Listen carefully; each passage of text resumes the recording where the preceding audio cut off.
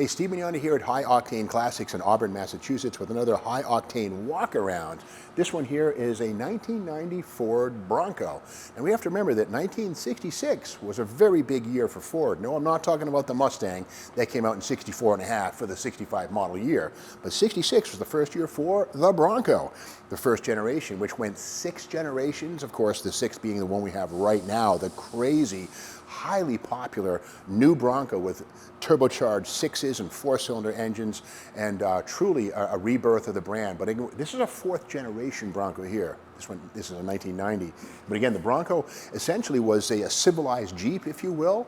You got to remember too that the Chevy Blazer was Bronco's biggest competitor, but Blazer didn't arrive for a few years after Bronco arrived. So again, Chevrolet was playing catch up like they did with the Camaro to the Mustang. The Bronco was truly one of the first of its type. Now, International Scout owners might argue that the 1961 International Scout was the first civilized Jeep, but International sold small quantities. Broncos sold in the hundreds of thousands over time. So these truly were the first American SUVs, if you will, on this type of a platform. But again, this one here is noteworthy for many reasons. 1990, of course, by this point in time, the 4-wheel drive was completely automated. No longer would you have to get out and get dirty and crank the little hand turners here in the front hubs to lock in the hubs. Meanwhile, you're getting mud up to your ankles. If you're stuck and you need to put the 4-wheel drive in, it's not a good idea to have to get out to put it on. So by this point in time, the inside controller for the 4-wheel drive was the rule: no more get out. And again, 1990, of course, fuel economy and CAFE, corporate average fuel economy standards, were very much in play for full-size trucks like this as they were for passenger cars. So Ford, with the design of these, they tried very much to have an aerodynamic feature with minimal voids, flush surfaces, the flat headlights, and of course sort of a canted nose. And again, it was all about maintaining fuel economy. These always had fuel injection in 1990, no more carburetors after the 1980s, and the fuel injection did a better job of metering the gasoline in the most efficient way, again, to promote power and fuel economy. Now, getting back to that 4-wheel drive setup, we have to look inside to learn more about that. By the time this 4th generation Bronco arrived, the Bronco had come a long way. Back in '66, there were strictly 3-speed manual transmissions, no automatics. And again, the 4-wheel drive system consisted of shifters that would have come through the transmission tunnel to engage low or high. And of course, you're getting out to turn the locks on the front hubs. No more. For 1990, the floor is totally flat. No more, nothing poking through here. This one isn't automatic, but to engage 4-wheel drive, you simply push these buttons here. There it is, 4x4.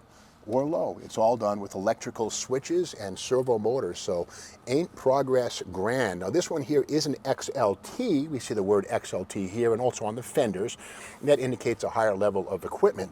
Power windows, nice velour covering on the seats, carpeted floors, and you could still get a Bronco that was stripped out with vinyl and a rubber floor mat if you really wanted a basic vehicle. But most people ordered their Broncos at this point in time with a degree of luxury baked in.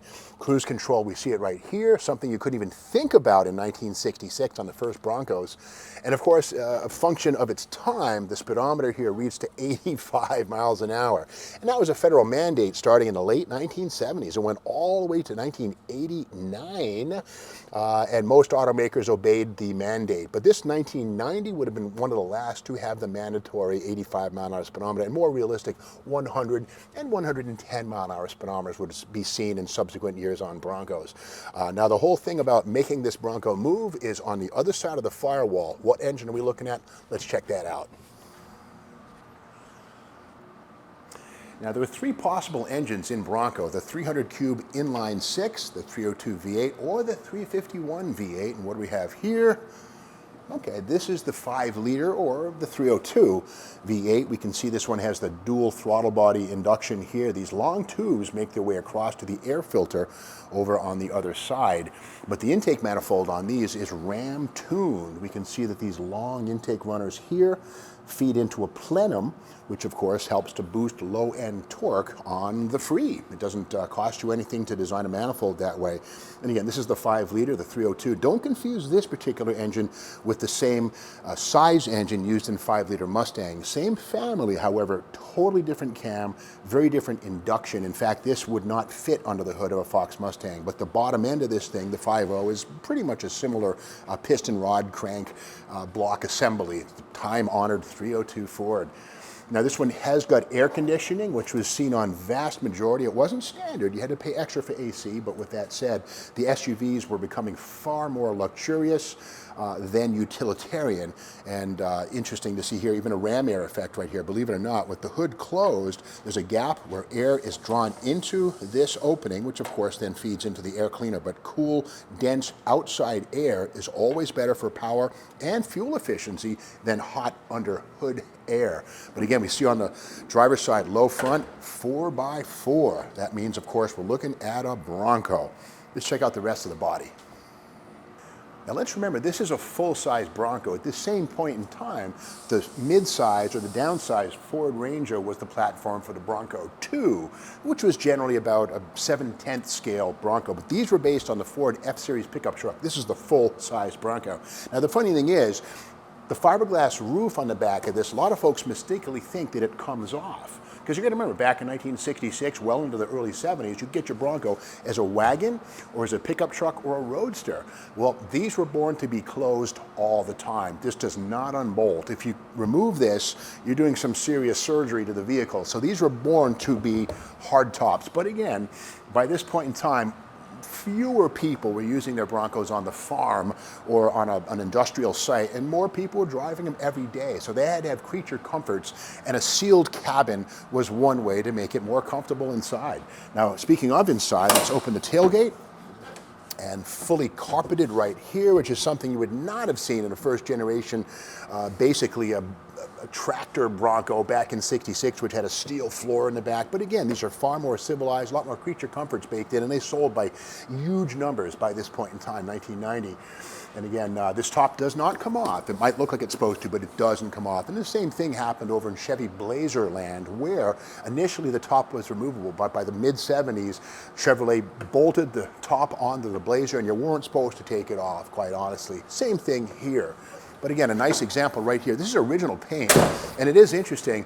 Many four-wheel drive owners stay away from black paint. The reason being, if you go off-road and spatter mud or dirt, that's going to stand out like a sore thumb. So very few Broncos or Ford pickups were ever painted black. This is an unusual, original paint, black Bronco from the day. Another detail that's kind of cool, you know, by 1990, most American cars no longer had vent windows. Well, the Bronco did. This little vent window right here, you could open it up and get a nice draft of cool air on your torso or inside the cabin if you wanted it. So the Bronco is an interesting mix of classic, vintage, and new. And once again, this is a 4th generation Bronco. We now are looking at the 6th generation Bronco, the Bronco Raptor, the EcoBoosts, and all the amazing 4 doors. Finally, a 4-door Bronco, which is something that Bronco hadn't had ever, except for the smaller Bronco 2. So 4-door Broncos today, yeah, we got them. But again, Gen 4 Bronco right here, a classic. And we all remember O.J. Simpson's scandal, if you will. He had a Bronco similar to this. They went on a speed chase on the freeway. In fact, I was in LA when that thing happened, and it actually went away toward increasing the popularity and the profile of Broncos amongst the entire population. But again, Broncos are big sellers then as now.